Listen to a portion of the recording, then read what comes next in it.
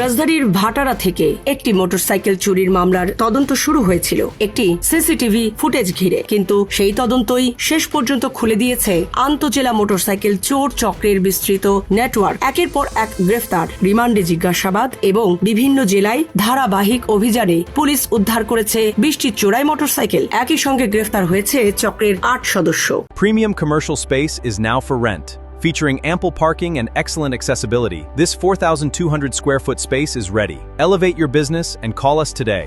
ঢাকা মহানগর পুলিশের ভাটারা থানা পুলিশের তথ্য মতে গত 24 জুন ভাটারা থানায় একটি মোটরসাইকেল চুরির মামলা হয়। তদন্তের শুরুতেই ঘটনাস্থলের সিসিটিভি ফুটেজ বিশ্লেষণ করে পুলিশ ওই দিনই খিলবাড়িটেক এলাকা থেকে সোহেল নামের এক ব্যক্তিকে গ্রেফতার করে। তার কাছ থেকে পাওয়া তথ্যের ভিত্তিতে 28 জুন গ্রেফতার করা হয় রিপন নামের আরেক সদস্যকে। পুলিশের তথ্য অনুযায়ী রিপন কোনো সাধারণ চোর নন। তার বিরুদ্ধে চুরি ও অন্যান্য অভিযোগে দেশের বিভিন্ন থানায় 33টি মামলা রয়েছে। আদালতের অনুমতি নিয়ে তাকে 5 দিনের রিমান্ডে এনে জিজ্ঞাসাবাদ করা হলে বেরিয়ে আসে একটি সংঘবদ্ধ মোটরসাইকেল চোর চক্রের তথ্য।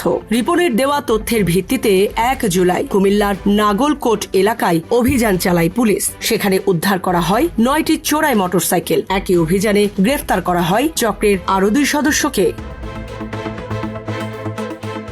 তদন্ত এখানেই থেমে থাকেনি। পরে রিপন ও অন্য গ্রেফতার ব্যক্তিদের তথ্যের ভিত্তিতে রাজধানীর হাজারীবাগ এলাকা থেকে গ্রেফতার করা হয় চক্রের অন্যতম সদস্য নুরুজ্জামান জামালকে। তার দেওয়া তথ্য ধরে ময়মনসিংহ সদর, ফুলপুর ও নেত্রকোনা সদর এলাকায় একের পর এক অভিযান চালিয়ে আরও 11টি মোটরসাইকেল উদ্ধার করে পুলিশ। একই সঙ্গে নেত্রকোনা থেকে গ্রেফতার করা হয় চক্রের আরও 3 সদস্যকে। পুলিশের ভাষ্য, নুরুজ্জামান জামাল ও রিপন রাজধানীর বিভিন্ন এলাকা থেকে মোটরসাইকেল চুরি করতেন। এরপর সেগুলো কুমিল্লা, ময়মনসিংহ ও নেত্রকোনার বিভিন্ন এলাকায় বিক্রি করা হতো। অর্থাৎ ঢাকাকে কেন্দ্র করে চুরি এবং জেলার ক্রেতাদের কাছে বিক্রির মাধ্যমে গড়ে উঠেছিল একটি আন্তজেলা চোরাই মোটরসাইকেল সরবরাহ চক্র। চক্রটির সদস্যদের অপরাধের ইতিহাসও দীর্ঘ। গ্রেফতার রিপনের বিরুদ্ধে 33টি মামলা রয়েছে। অন্যদিকে নুরুজ্জামান জামালের বিরুদ্ধেও রয়েছে অন্তত 6টি মামলা। পুলিশ মনে করছে এই চক্রের সঙ্গে আরও সদস্য জড়িত থাকতে পারে। তাদের শনাক্তে তদন্ত অব্যাহত রয়েছে।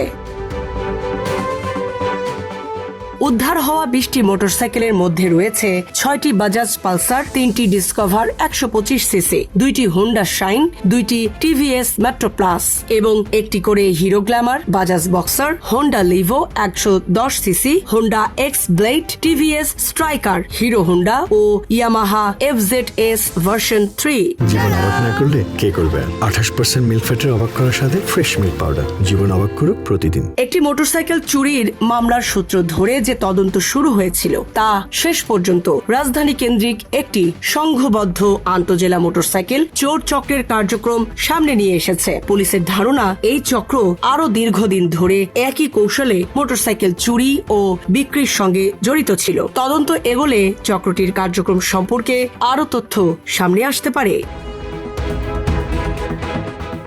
সামরিনা প্রীতি, ঢাকা এক্সপ্রেস।